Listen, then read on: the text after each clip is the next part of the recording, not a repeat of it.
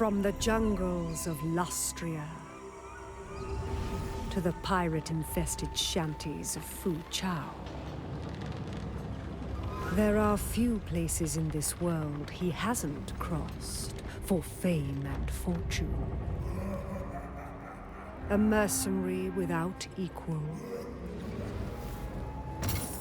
A living legend. No job is too perilous, no deed too violent. Every contract has its price. But to feast on his enemies, that he does for free. Golgfag Maneater. His fame surpassed only by his appetite and thirst for ale and plunder. Load up the meat. We've got a new job.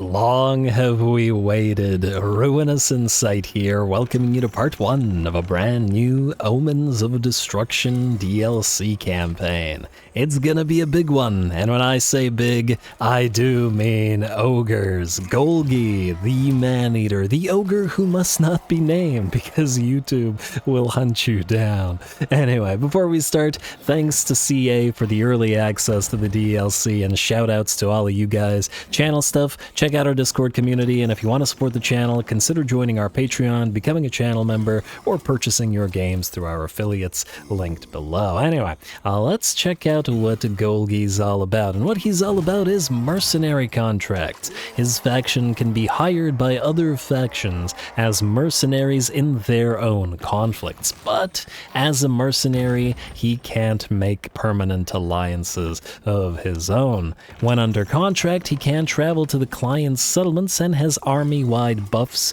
re-attack, and psychology against his client's enemies. He also does get bonus post-battle loot, upkeep reduction for his signature man-eater mercenary units, and a single-shot dead-eye ability against lightly armored characters. Snipe an enemy general, basically. That's about it. Very hard difficulty, and AI stats dialed up to the max. All glory to the algorithm. Let's chow down.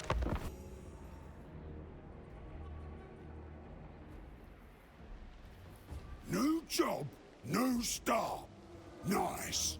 So, who's doing the paying and who's doing the dying?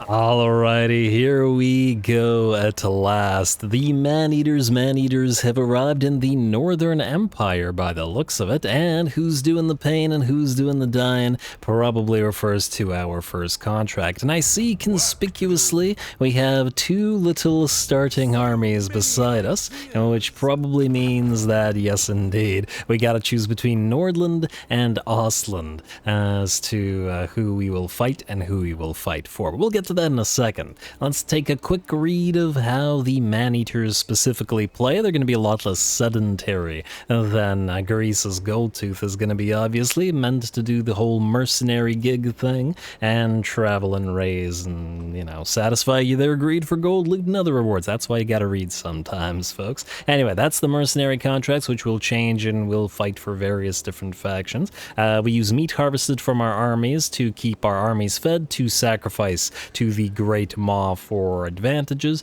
and to use the meat to now build the revamped Ogre camps. All of the buildings will be built via meat and upgraded, and that'll give us capacities, buffs around the camps, and of course the camps can now be moved. A fantastic, absolutely fantastic addition that the Ogres really needed on release, but I'm just glad that we have it now.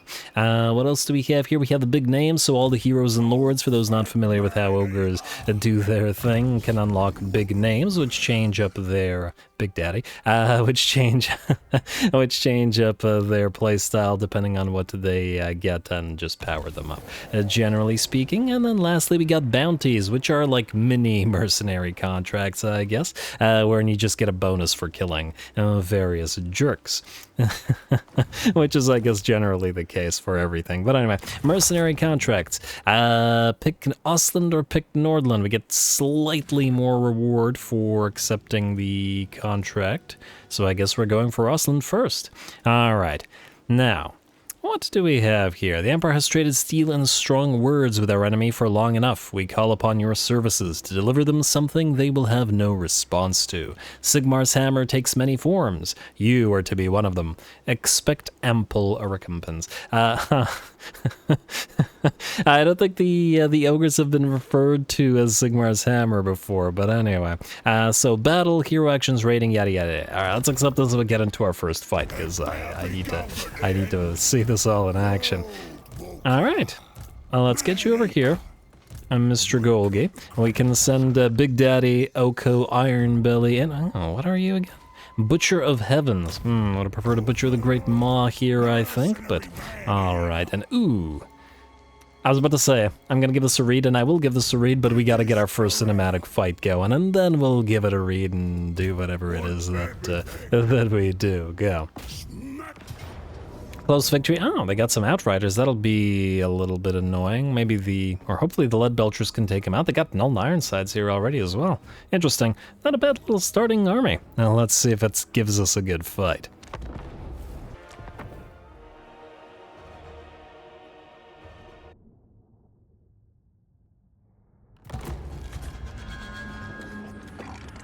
Let's show them what you do for a living! Killing! Alright, there he is, Mr. Man-Eater himself, and looking pretty good. You gotta love that big old, I don't know what to call this frickin' thing, the gigantic back ornament he has. It's like an iron halo, actually, of the maw. A maw halo, a bone halo, I don't know. Whatever it is, I like it. Unnecessary level of ogre high fashion. Anyway, we got Golgi himself. What else do we have that's new? The man-eaters here as well, the unique man-eater units. Looking pretty man-eater. We'll be using plenty of these guys, as well as the Regiment of Renown of man-eaters in this army as well, and we'll see how these guys perform. I think they're just essentially a stronger version of the regular man-eaters, as in of the non-pistol man-eaters, so they should be hopefully doing pretty good. And they do have that adaptive tactics thing, which will make them more powerful if they're actually losing, but though those guys are pretty cool, you gotta love the freaking pigback riders. It's just too good. I love everything about this unit, and they were very much needed in the roster because the regular Nobblers, despite the fact that they also wield spears, they're so tiny that they don't actually have anti-large, whereas the pigback riders do. Anyway, if you're wondering why we're just waiting around, our scrap launcher's been taking the occasional pot shot at the enemy army. Here, the enemy does have a mortar, but since it's only a mortar, it isn't really a threat to the scrap launcher, which is freely able to attack the enemy army. Granted, the enemy or the AI will dodge the occasional shot here, but we have been able to take about a third of the HP off of the enemy handgunners and deal a little bit of damage to the mortars, and we'll continue pestering them, annoying them as they move, march, whatever, their way towards us. The rest of our ogre units and Nobbler units are hiding in the trees waiting for the enemy. Ooh, looks like that might have clipped the unit of Null Ironsides, which is definitely the biggest threat on the field. And we're going to allow the enemy to approach a little bit more before we head out of those trees, run down that hill, and ogre charge through the ranks of sword and spear.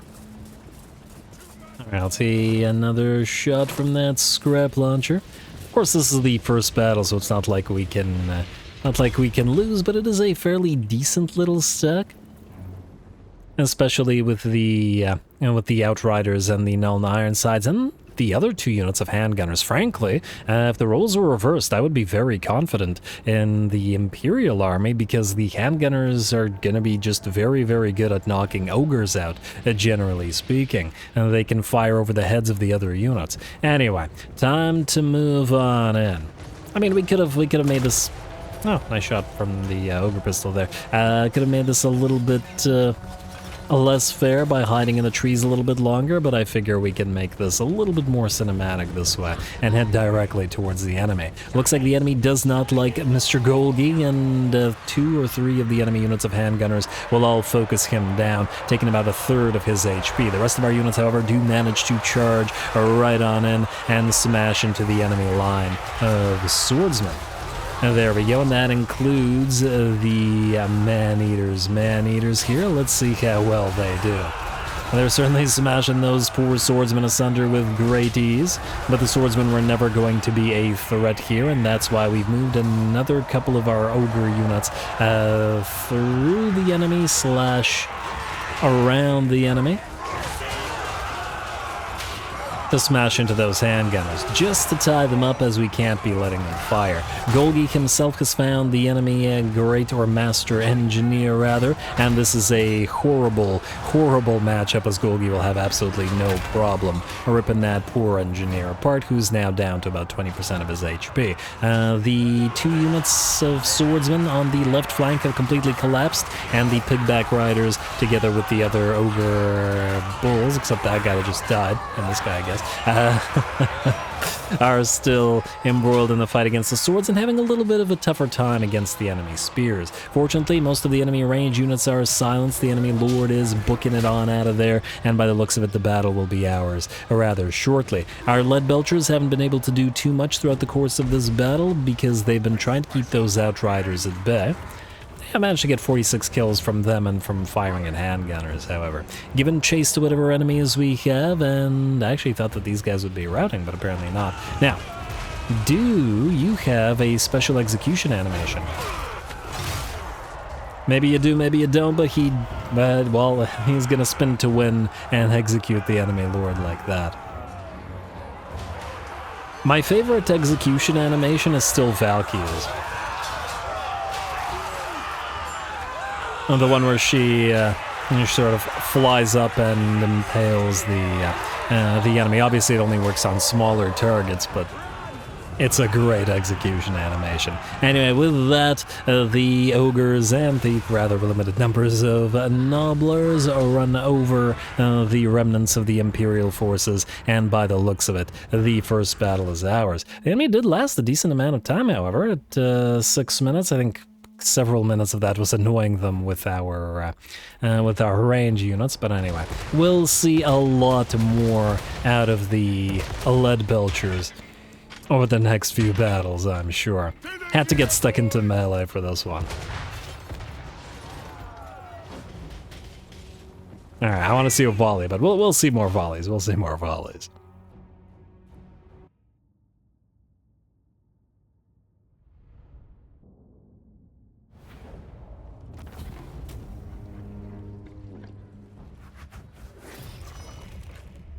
Alright, there we go, a nice little opener of a fight. Clearly the handgunners were something of a danger to our various ogre units, but that's hardly surprising, and I've certainly used the gun units many a time against ogres myself, so it's nice to be nice to get a little bit of a taste of your own medicine on occasion. Decent amounts of kills on the unique man-eaters, Golgi's man-eaters, the man-eaters, I should rename them to that. There we go, a little bit of work out of the Nobbler scrap launcher, rather. I do imagine the entirety of this army is going to be filled with various units of man-eater types, because we got a bunch of different types now, so that's what we got to work towards. Anyway, a little bit of cash, a little bit of meat, a little bit of replenishment, but probably not enough to take, so I think we're going to process the meat as the first thing.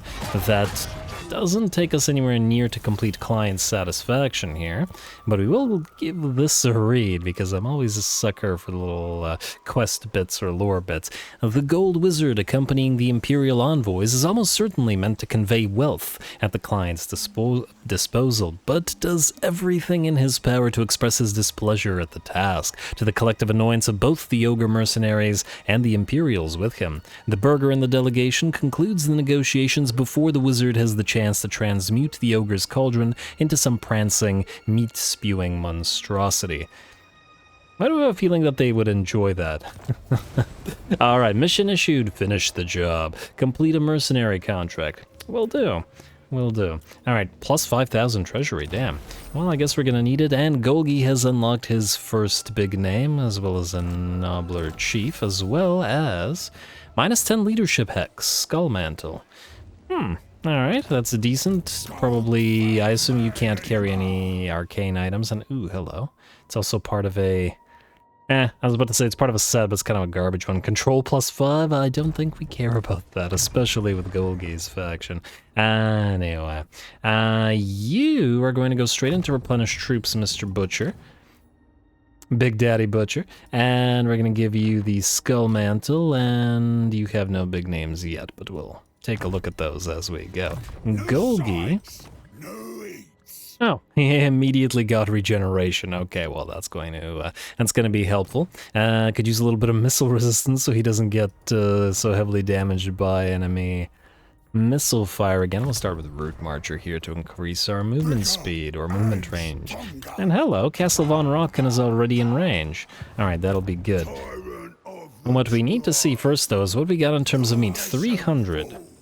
Now, alright, so the man-eater tree is here, so it's a tier 3, meaning we want to upgrade the tribal campground as fast as possible, but there's also a bunch of stuff here. Meat generation, upkeep production, money generation, all in the circle of influence. So I think we'll start with this stuff here, like so.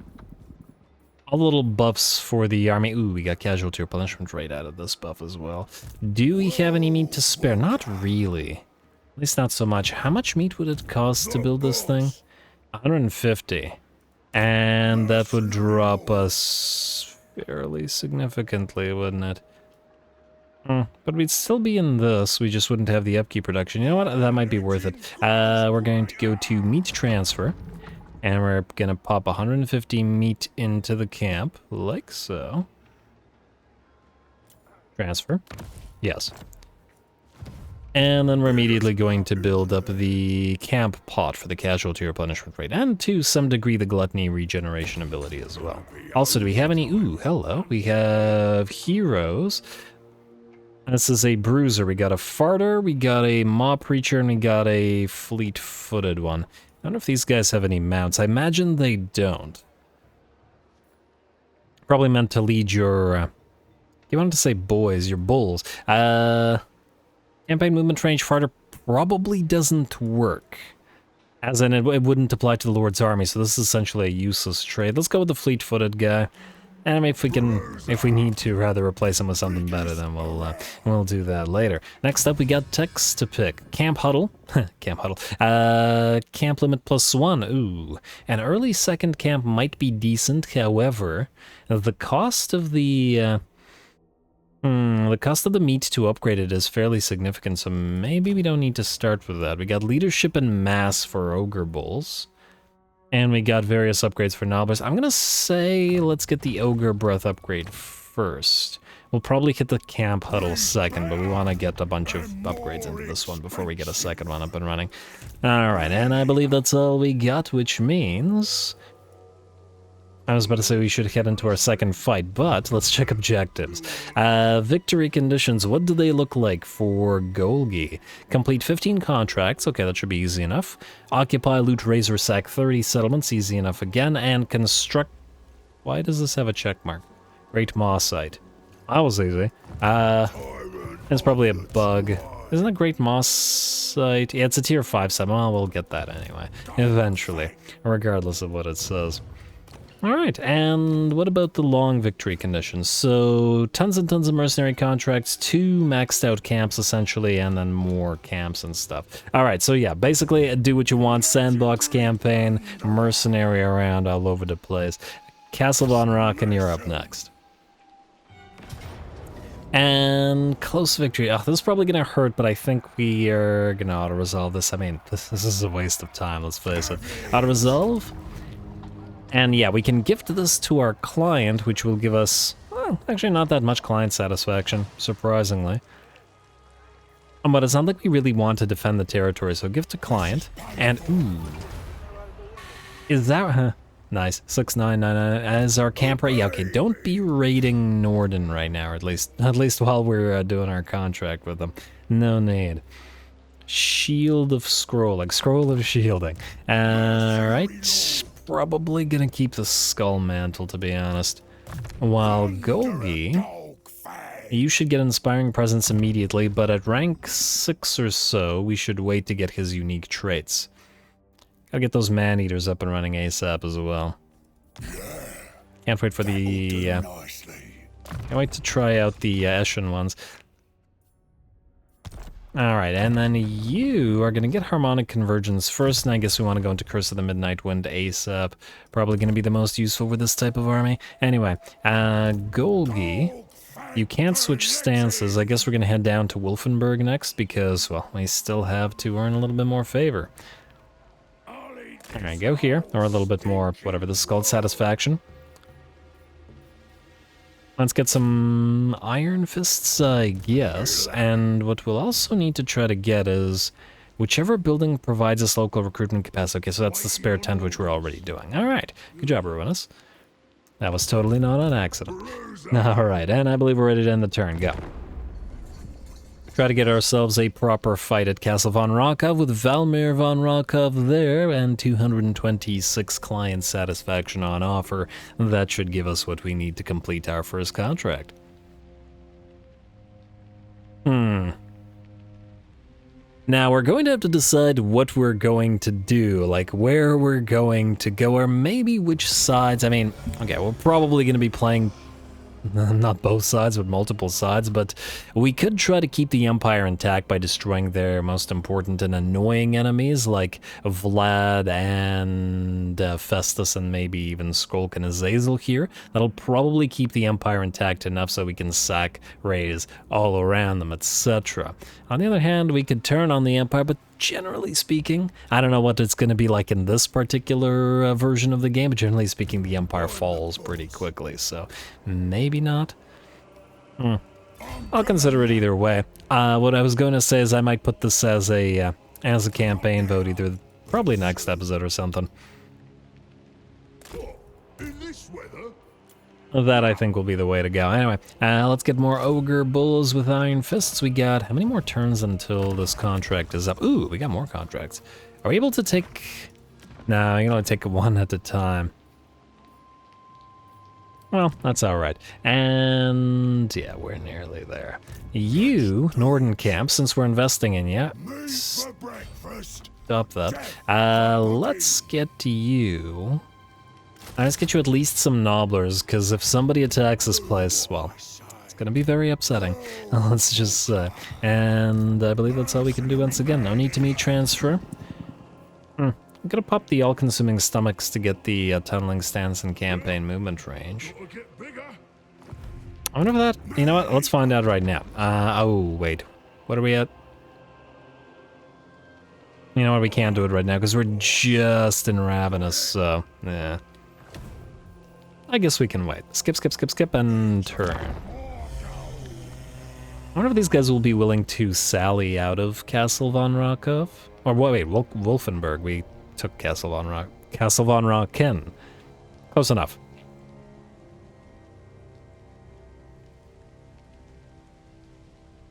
And, alright, Druzhina Enclave destroyed early. There's that mass and leadership for Ogres. Camp construction meets construction cost minus 10%. Hello.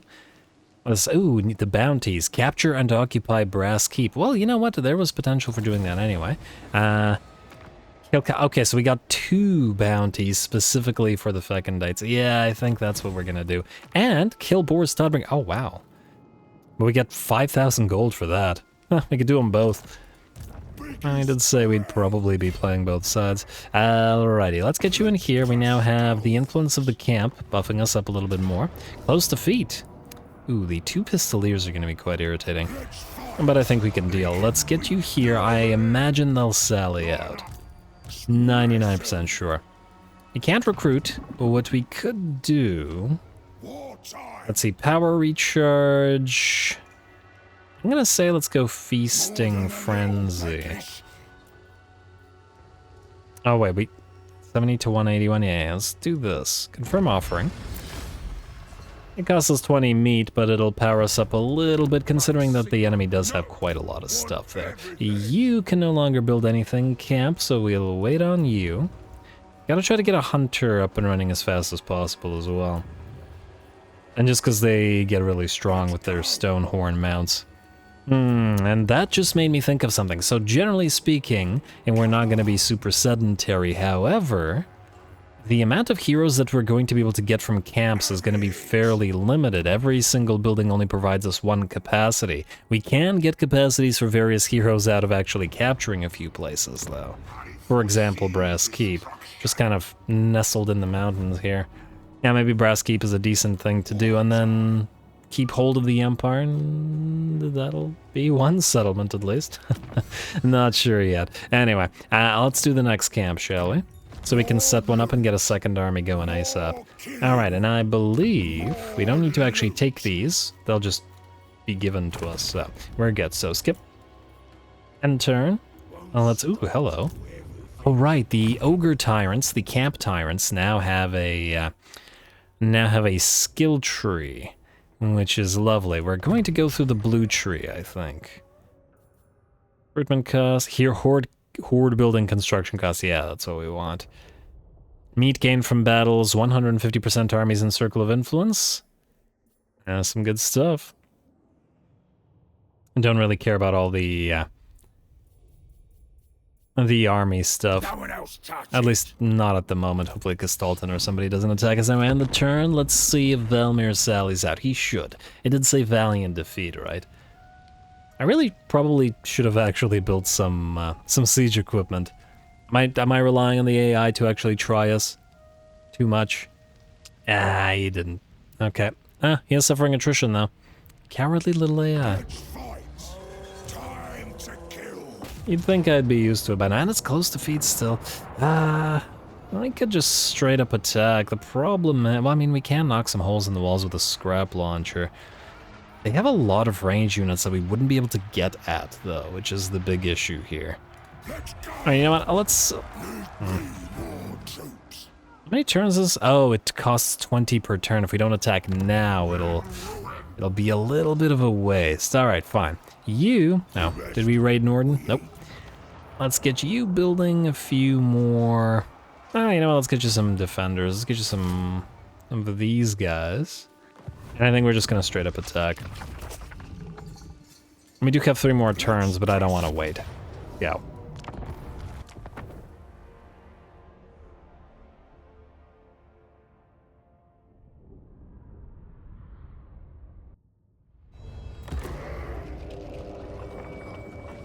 Try to keep up with me.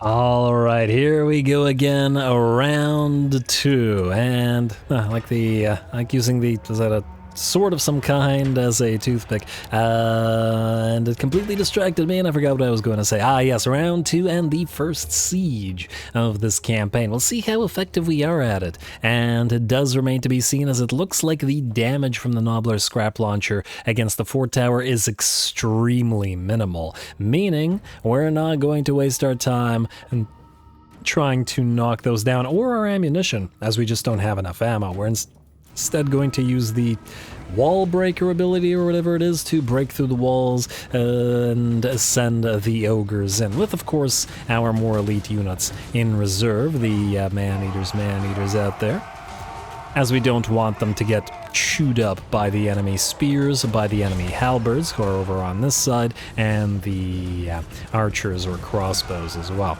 The plan is thus: we've made a single breach and we're going to send as many nobblers and ogres as we can. Of course, ogres do get in each other's way, so we can't send our entire blob there. We got 2 still around the gate, as we will make another breach through the gate and head in there, and then hopefully once it's off cooldown, our third use or second use of the wall breaker will make another breach in the wall. But in the meantime, it's good old-fashioned brawling. Won't be able to make too much use of our ogre's speed or charge capabilities here. And just gonna have to fight our way through. But that's alright. We didn't send our man-eaters in, but we did send our man-eaters with iron fists in, and hopefully they can hold out long enough against the spears and the halberds, which are obviously going to be a fairly tough fight for early game ogre bulls. Gotta remember that the basic ogre bulls are very, very fragile units. Fortunately, the enemy doesn't have those handgunners that they had in the previous fight. And while the crossbows are still going to be a major threat, especially with the various anti-large units blocking us, it's a lot better of a situation than we would be facing if the enemy had more handgunners. But in that case, we would have probably besieged them a little bit longer. Alright, still trying to make our way through the breach. Of course, once again, the ogres blocking each other, but more making their way in. The gate is down to about 3k HP, so 25% remaining, and a second breach has been made. It's time to commit more ogre bulls and the man-eaters elite unit, and hopefully we can go through this gate as well and hit the enemy from 3 sides at once. Well, I mean, they're surrounding us, and then we hit them from the other side. You know what I mean. Alright, and they're taking their sweet time to get around, but they'll get there eventually. We got a little bit of support coming in from our Nobbler scrap launcher as well, and the lead belchers were waiting for the fort towers to grow silent, as obviously the lead belchers are quite fragile. And I see that the enemy general has knocked out a man-eater there. It does look like a few of them are dropping. We do have our Bruiser's debut here as well, which is they're looking pretty good. I like all the heavy armor there. I feel like the ogres and the greenskin units would look real nice together as well. I can get a greenskin ally and borrow a few units. Alright, Golgi's up front, gonna take a nice pot shot with his pistol into the back of the enemy general and then head on in. In fact, all 3 of our heroes are going to lead the charge this way, followed by a few nobblers. Looks like the butcher's having a decent time, though taking a little bit of damage here as well. Can't be letting him fight the generals, so we'll have the ogre bruiser deal with him in a second. And let's check out the man-eater's animations. I want to see if he has any unique things that he does with enemy smaller infantry units. Other than the whole swing and spin to win thing that he does. He is a dervish of destruction, though. It does seem like he's got a ton of splash damage. Kind of reminds me of Torox, almost. Torox being one of those lords that's very, very good against both single entities and just piles of enemies as well. Alright, how are we looking? Looking pretty good by the looks of it. The enemy general lost handily to our bruiser as our elite man-eaters have made their way in. The spears and the halberds have started to suffer as well, though of course the pathing still fairly wonky, and we are still going to have to try to not get too disadvantaged by it, as the ogres do have a tendency to suffer from the poor pathing more than other factions do. In combination with the fact that they have a tendency to get into each other's way a lot. But it's fine. It's part of the Total War experience, and I certainly have grown used to it. Just gotta pay a little bit more attention in settlements with ogres than with other factions. And not get distracted watching all the glorious butchering. The maw is the only voice you should hear. Anyway, it looks like a lot of the units that are defending or were defending the breach have begun to rout. It does look like most of them are routing and not shattered as yet, so we will attempt to give chase. We are, however, fairly damaged on a fair few of our ogre units, and we will have to be careful. The enemy still does have those darn pistoliers, which we're not going to be able to catch, as they'll just keep kiting us, so we're just going to have to hope that we can deal enough damage to the enemy infantry. Ooh, and gotta be careful of that scrap launcher as well. Deal enough damage to the enemy infantry that the pistoliers will simply shatter, or eventually run out of ammunition. Generally, this would be what the nobblers are for. Send the nobblers at the enemy to choke their guns with our dead, essentially. But unfortunately, the nobblers are a little bit too slow, and we're busy charging on through the enemy infantry that are still on field. Gotta break him, and we certainly want to prevent all of those crossbows from firing. It does look like one of our Ogre Bulls with Iron Fist units have shattered, and it looks like they're shattering the wrong way, actually shattering forward into the Pistoliers rather than away to where we came from. More likely than not, this means this unit will be destroyed, but, well, they're fairly cheap to replace, and it looks like gold will be very plentiful in this campaign. Kind of similar to playing Chaos and Beast, well, basically all the Chaos-affiliated factions,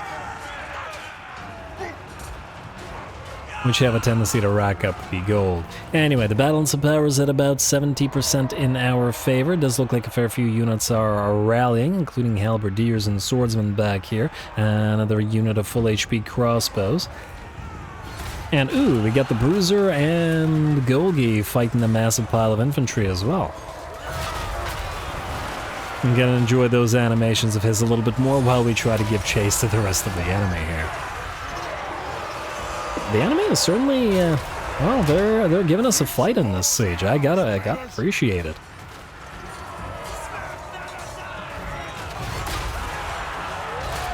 I think I'm liking the improvements made to sieges here, making it a little bit more difficult.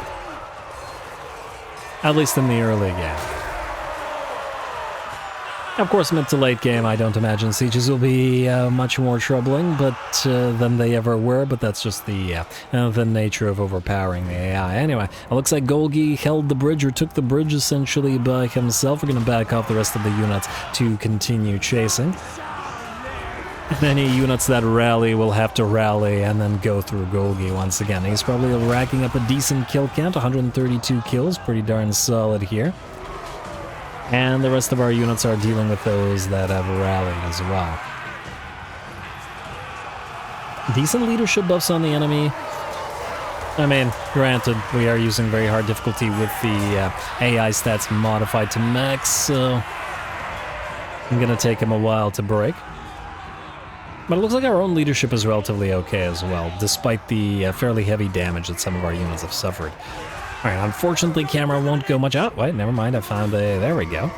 I was about to say camera won't go much lower here. But it looks like we can. Looks like I can sink lower. Go figure. Alright, just a little bit more. I think that once these halberdiers break the enemy army, it will be shattered. There's pretty much no melee units remaining.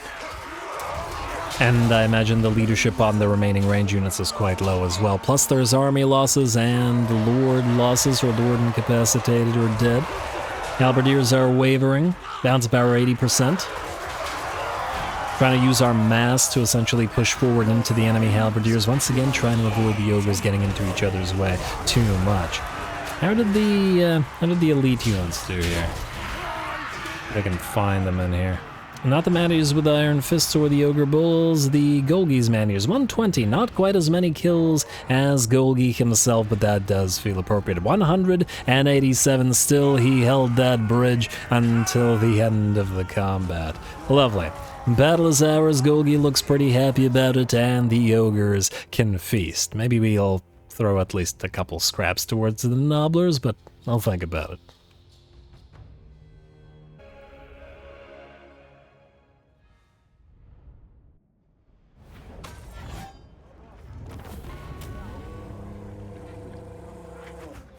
Alright, that was actually a pretty darn fun siege battle. I was very happy with that. Had to sacrifice a unit of Ogre Bulls with Iron Fists, but they were just a build 10. That's really not a problem, as long as we were able to hold our rare man-eaters in reserve, as well as our man-eaters with Iron Fists. Well, both man-eaters units, I guess. Anyway, Valmir is defeated, as is his garrison. Got 200 meat for our trouble. Could use a little bit more.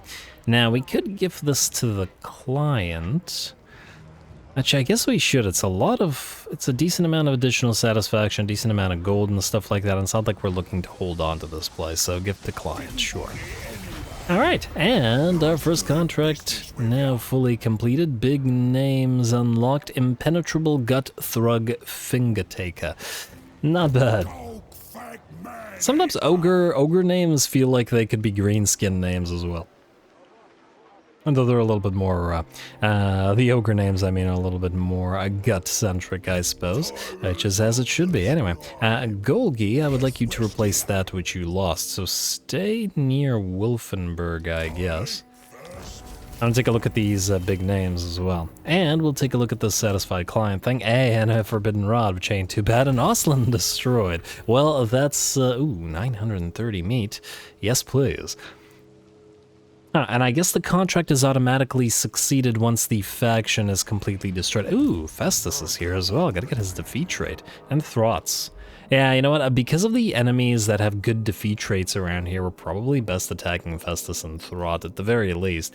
And I think Azazel has a decent defeat trait as well, but I could be mistaken. Anyway,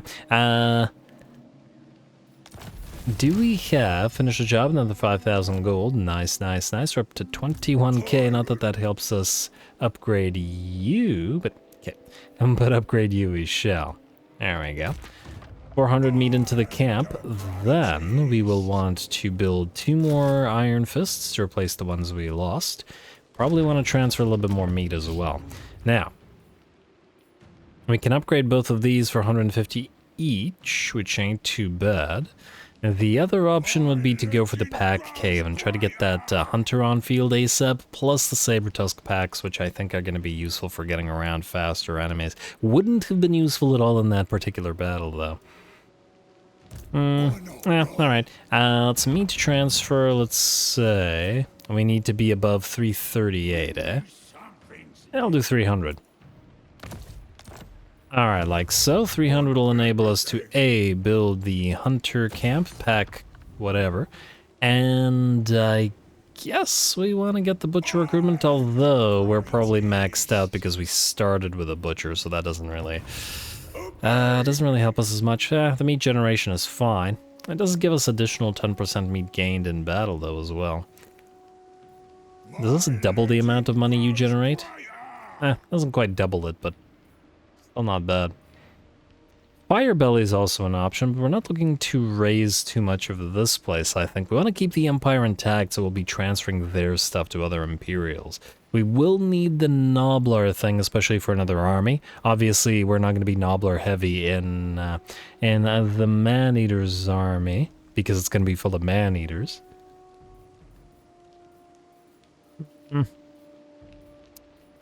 Or we just save until we get the bounty pod. You know what? Just hold on to it for now.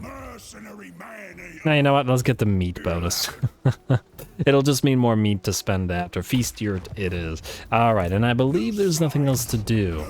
Rude Marcher is fine. We could get you Bellower. Yeah, let's get you Bellower. I probably want to get points into Best Eaters as well, so let's get started on that, because it does buff all of the Man-Eaters units, like so. Did you unlock any other big names, or no? Fine, fine, fine. And when does your first quest unlocks? Level 15. Ooh, casualty replenishment rate. Huh. And more heal per second, more regen. Alright, that's great. We're obviously going to go for that Curse of the Midnight Wind and more replenishment. And you, Bruiser. Oh, and take a look at your big names. Alright, so a little bit of armor, a little bit of missile resistance, and I guess we'll just go for... You know what? Let's actually get you training. This used to be kind of useless, but now with the changes to veterancy nowadays in the game, it's a lot better than it was. And we could also cancel this offering to stop losing the meat. We could swap to all-consuming stomachs. I was thinking we'd go for Brass Keep immediately, but if Festus stays here in Adagig, we could attack him. Can we beat him, though? A Chaos Giant plus Festus himself plus Trolls. I'm not sure. But I'd love to give it a try. Let's end the turn. We could probably establish a second camp down here as well, and please don't switch back to raiding. You're fine as you are. And, okay, Festus is gone. I guess we could still raise this place. Something happened out here. Oh, I really hope that Festus didn't lose his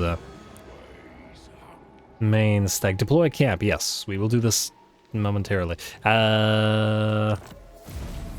Technology research camp limit +1? Well, speak of the devil. Eliminate the following character boards. Toddbringer aborted. Oh.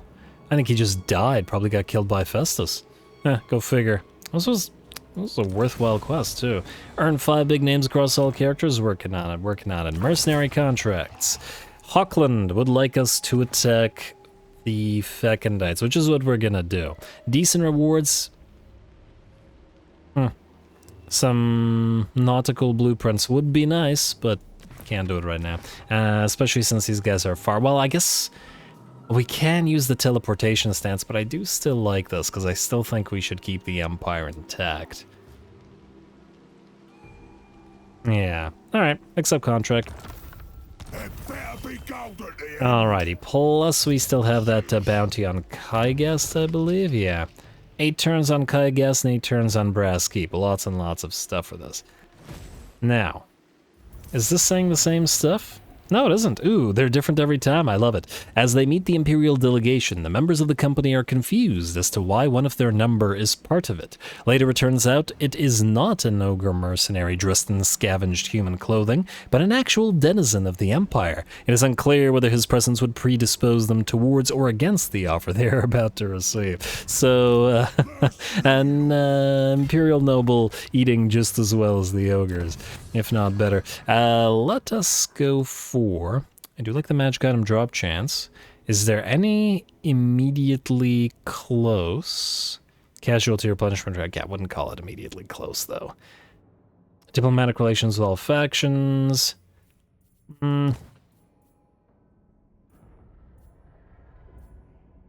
Growth plus 15. Not super useful if we're not holding too many settlements. Maybe we'll get a few settlements going in the mountains, but right now we don't need to. Somewhere where they're safe, because it's just a hassle holding them. And the ogre ones, I mean. Let's go for the sinew bindings. We are using a lot of ogre bulls and iron guts right now, so I feel like we probably should. Cannot deploy camp here too close to a settlement. Okay, so we're gonna go here. We're gonna deploy our next camp, and Festus is besieging Talabaim. We can't reach him because we can't cross out of Ergig. Or can we? Okay, recruit camp 2. I'm not going overboard with the camp thing, it is more meat, but we're out of range of this one, and I don't want to pack it up yet. We'll do this. And the reason I don't want to pack it up yet is because, camp deployed. Construct any camp building. I would like to get another lord going. Specifically the paymasters. Another big daddy. Disciplined, probably. I'm gonna get a tough slaughter master of the Great Maw as well. But the paymasters are they are more costly, though. But presumably they'll have reductions for everybody. Because they're paymasters. Or are they so cheap that everybody actually costs more?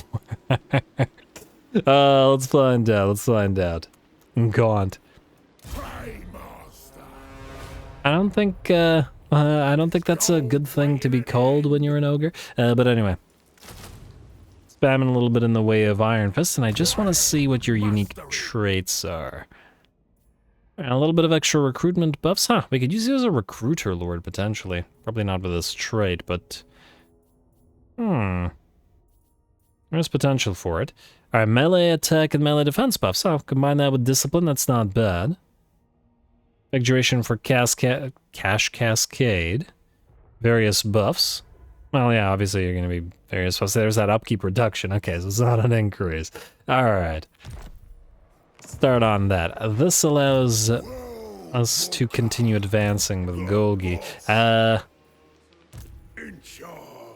Yeah, okay. Just want to make sure that our recruitment pool was filled up, and then you are already using all global recruitment, and should probably build some basic stuff, but we need meat for it, which we do not currently have. Alright, fine. Go for air gig. I don't know what's there, but it's probably not a lot. Now, we could auto-resolve this. The question is, will Festus immediately get angry and attack us? He does have a very solid stack, those Chaos Warriors in particular. I'm gonna risk it. It'll hurt. What can you do? And we will still give this to client. And we'll see how Festus reacts to this. Will he immediately attempt to attack us? We can go into ambush stance. We won't be able to build anything, but you know what? Go here. I want to see if he's willing to try to attack these guys at Talibai. And may kill them in battle. This allows us to heal for a turn as well, so go here just a little bit further away. Golgi, you got another point available to you, sir. Best eaters, please. And, oh, you know what? Actually, no. We're going to start holding on to your points for your unique traits. You hit pretty hard with your melee attacks. I'm going to say healthy appetite. 15 armor. Well, your armor is actually pretty solid right now. Let's go healthy appetite. Alright, and I believe there's nothing else to do. We have our contract up and running. It's got 7 turns to do it. And 8 turns to do this, all against the Fecundite Scout. Let's see how Festus reacts to all this. We also gotta keep making sure that our main camp, our northern camp, is fine. And yes, I know we could pack it up and... And we failed to spot our ambush. Okay. This is still gonna be very dangerous. We're badly damaged. They do have that giant.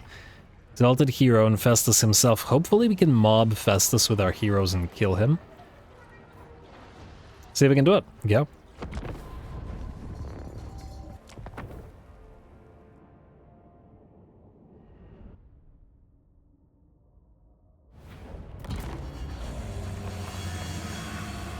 Time to earn your living. Kill them, eat them, tear them apart. Alrighty, here we go, and nice to hear an actual speech from Golgi. Kill them, eat them, whatever it was he said. Let's see if we can do it, because I am genuinely not sure that we can win this fight. It's a fairly difficult pile of enemies. I think the plan is going to be to try to ignore the giant as best we can and try to deal with the masses of troops instead. The other key thing is, of course, to try to separate Festus and his area heals from his forces, so we need to try to divide his army and keep Festus locked in place. At least, that's the idea. Whether we can make it happen certainly remains to be seen. Anyway, we've charged forward as the start of the fight with the Bruiser and Golgi together directly towards Festus and his exalted hero. A little bit of a 2-on-2 if we ignore all the massive piles of Chaos Warriors surrounding us. We're going to send our own troops in to hit the Chaos Warriors in the back, a few units of Ogres.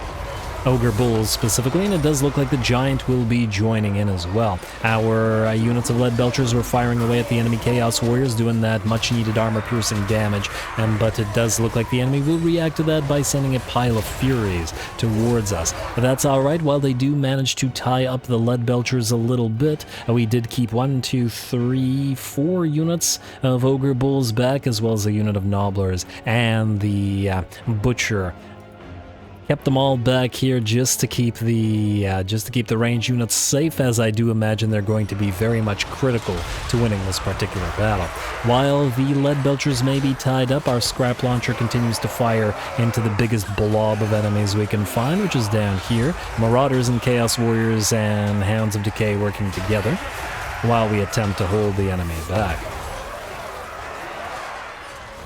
We do, however, have the Curse of the Midnight Wind available to us, so we're going to pop it on this big old blob of units, and this is the unit, or the blob of units, that we're actually looking to kill. 1, 2, 3, 4, 5, 6, 7, 8 units, all here, separated from Festus and his healing. Golgi continues to fight both Festus and the Giant and the Trolls at once. He is starting to take damage and has dropped below half of his HP, even with his regeneration, but he is holding and is still in a very dangerous portion of the fight, so he's certainly doing his job.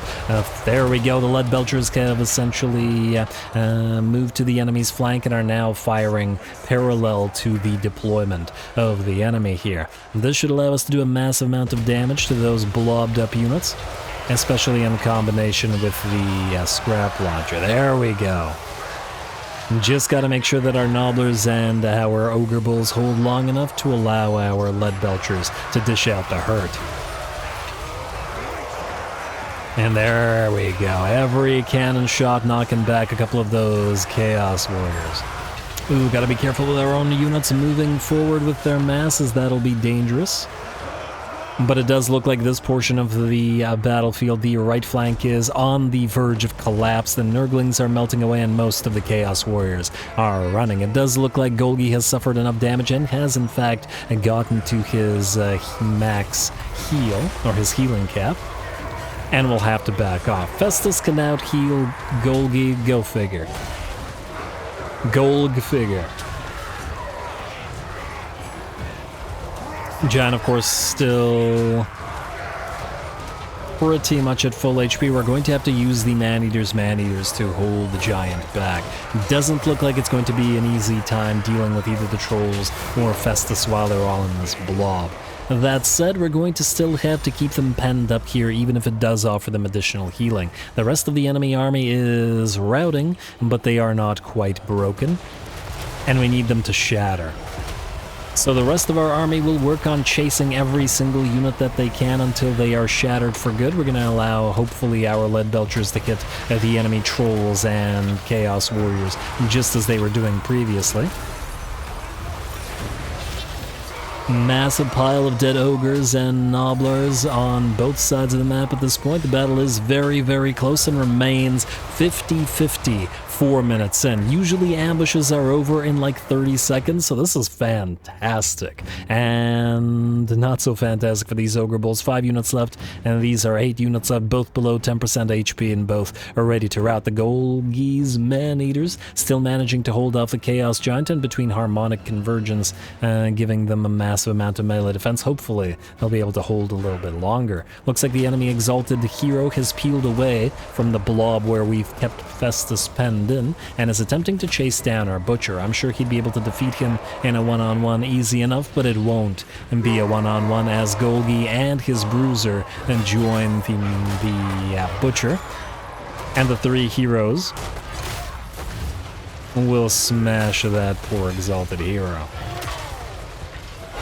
Of course, exalted heroes of Nurgle are very, very tanky, so it's going to take a little bit of time to deal with him, and we're going to continue taking damage on our butcher. Fortunately, the butcher can continue providing support, casting another harmonic convergence. Gotta keep those man-eaters up and running. Looks like the lead belchers have done their work. Another unit of Chaos Warriors is nearly out of there, and the Trolls are booking it away as well. Gotta separate them from Festus to reduce their healing, though they've reached their healing cap here. Festus himself has not. The man-eaters will continue holding the Chaos Giant back, and we're going to charge Festus directly with all 3 heroes. Without Chaos Warriors, without the Giant, without the Exalted Hero, without any of them protecting him, even with Golgi heavily damaged, he should still be able to take out Festus without too much issue. And man, Golgi and the other ogres, the Lord, the heroes, they really make Festus look small, don't they?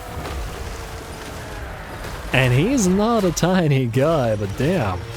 That's a big ol' ogre. Festus down to 30% HP. The bounce power finally at 5 minutes and 30 seconds shifts in our favor. The Giant continues taking the occasional man-eater out, but they're still managing to hold it back and have taken about 40% of his HP as well. It looks like at last Festus will shatter. The rest of his army, which we've been chasing the entire time, has shattered. The lead belchers have managed to knock out the Trolls, and I do believe they also shot down, whatever, the exalted hero as he ran. Now it's just a matter of chasing everybody down. Festus will fall, which really wanted his defeat trait, so this is going to be very worthwhile. A nice body check from that that is the bruiser, rather. I don't know, I really like the bruiser's models. They're really nice. Like the combination of the Iron Fist with everything else. Anyway, there we go. A very tough fight. And as we can see, look at the HP bars on all of our units, on all of our heroes. Everybody but the lead belchers, essentially. But the lead belchers did massive damage. Now, we're going to chase every single thing, as this is an ambush, and every unit that survives will live to fight another day. Plus, those units that remain are still hungry.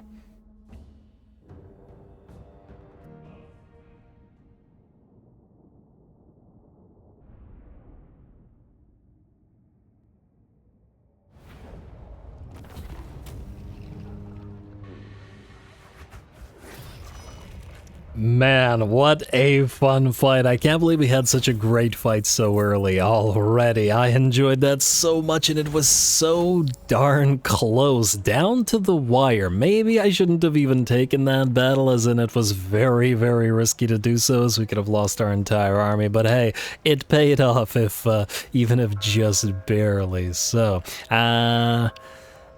I think the heroes of, well, there were two heroes of this fight. First of all, the Golgfag Man-eaters. They were holding the line. They were holding back Festus and the Exalted Hero and the Chaos Giant and 2 sets of Chaos Warriors, plus a smattering of various other things, for a long time. And those were the dangerous units that were liable to do damage to us elsewhere, while the rest of our army were able to destroy the others and keep everybody locked in place while the Lead Belchers did the damage, which they certainly did with 46k in damage on them.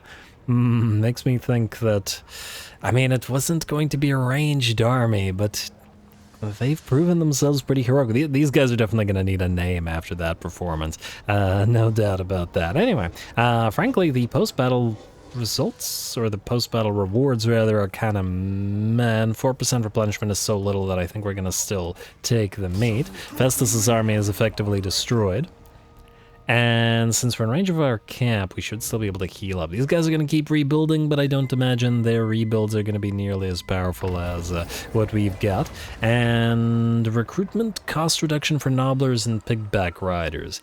Probably going to take more meat. Hello, what do we have here? Turned up something weird, boss. Bunch of stinking Nobblers. Hiding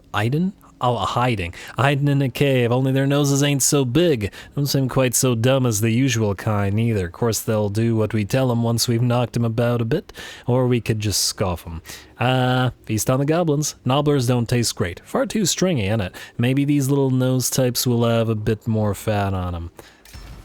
Alright, and a Banner of Swiftness could actually be quite interesting on a unit of Ogres. Construct any camp building mission successful, that's all we get for that? Alright, fair enough.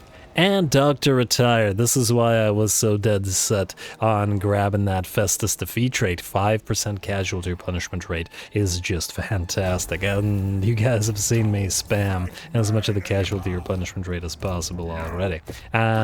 Brawler Guts, Oko Iron Belly. An offering. Make an offering of the Great Oh, probably could have popped an offering while ambushing. Well, to be honest, I didn't expect the ambush to succeed, so probably could have fought a little bit better. Anyway, where are you going? Yeah, let's get it. Get that ability. Next up we have... I want to see what this big name does. Guardian, oh, that would have been really helpful in that fight. Win a battle with another hero in your army, sure. And we're gonna need to make, well, Roiling Skies is useless outside of SFO, but I think we're gonna need another point in Curse of the Midnight Wind, another point in Harmonic Convergence, maybe 1 point in Uranons. We may still come up against more Chaos Warriors and thus might need to continue doing what we're doing. Anyway, Golgi, you're going to kill off this guy who I believe was the remnants of this army, meaning you should still be able to kill him off, right? Yeah, hopefully Helmet Feuerbach doesn't attack us. Hopefully the auto-resolve doesn't screw us. A Lichbone Pennant. Oh, beautiful find. Oh, that was worth it. And we'll take the, I don't know, 1% replenishment. Alright, Pit Fighter for Golgi, Lichbone Pennant. Beautiful. I was gonna say put him on Golgi, but maybe we put him on the Man-eaters. And you know what, I'm gonna keep calling him that, so... I'm gonna name the first unit of the unique Man-eaters myself. Man-eaters, there we go. And we want to get to Brass Keep, so you're gonna go here, you're gonna turn off raiding and go into regular in camp. You are also going to... I mean, I guess you can use a regular Ogre Bolt, you just need something. And then you can keep recruiting out here. Oh, yeah, I'll get some Saber Tusks in here. Do we have enough to actually defeat the enemies at Brass Keep? I'm not sure, but I think that battle was probably going to be the harder. Anyway, bounties, still working on them. Eliminate Kaigas and take Brass Keep. Okay, so both our bounties are there. Contracts is nearly complete, so that'll be a decent pile of meat. Though I feel like we should probably... I mean, this camp feels safe, unless these guys declare war on us. Huh, kind of surprising that they're not loving us for attacking these guys. And now I left this camp and raiding, that's my bad. At least the main camp will still be in range of Kaigas, and I think while we're moving this way, if that's the way that we go after this, we'll pack it up and then take it with us while leaving this one behind. Maybe near Brass Keep, where hopefully it can be safely grown before we move it out elsewhere. Anyway, meat transfer. We still want to build the Man-Eater building, and ooh, we got the Yetis, we got the Giants, and we got Gorgers out here as well. Gorgers are ridiculously good. Starhorns are at tier 4. There's a lot of good stuff at tier 3. We got more lead belchers, iron guts, more scrap launchers. Most of the good stuff, I would say. What's the early game good stuff, I should say. Can't wait to try out those Thunder Tusks as well. Yeah, still need to build a few basic buildings here, though. So let's transfer enough to build 1, 2... Yeah. A wrong thing. This is the Ergig camp. And we will transfer, let's say... Oh, 500. Yes. Like so, Ergig camp. I don't know if you'll have enough to build, but we'll go 1, 2... and feast table. I'd still probably build that camp pot, but this will give us... It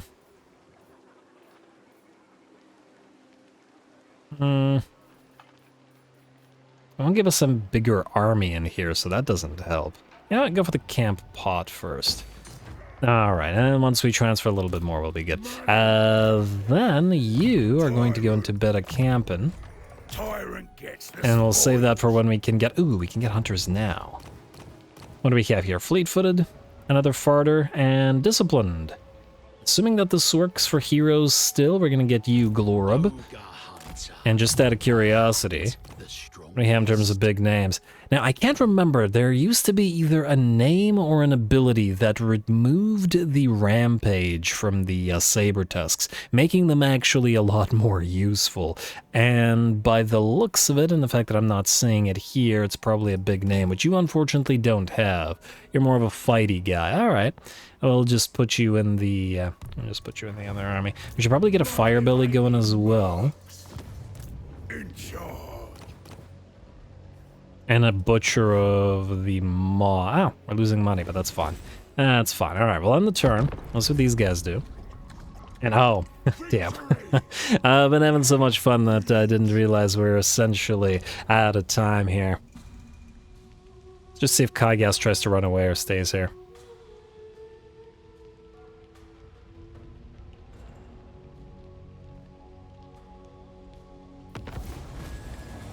Alrighty, and bounty issued. Capture... Huh, wait. Is that the same bounty, or do we have 2 bounties to capture Brass Keep?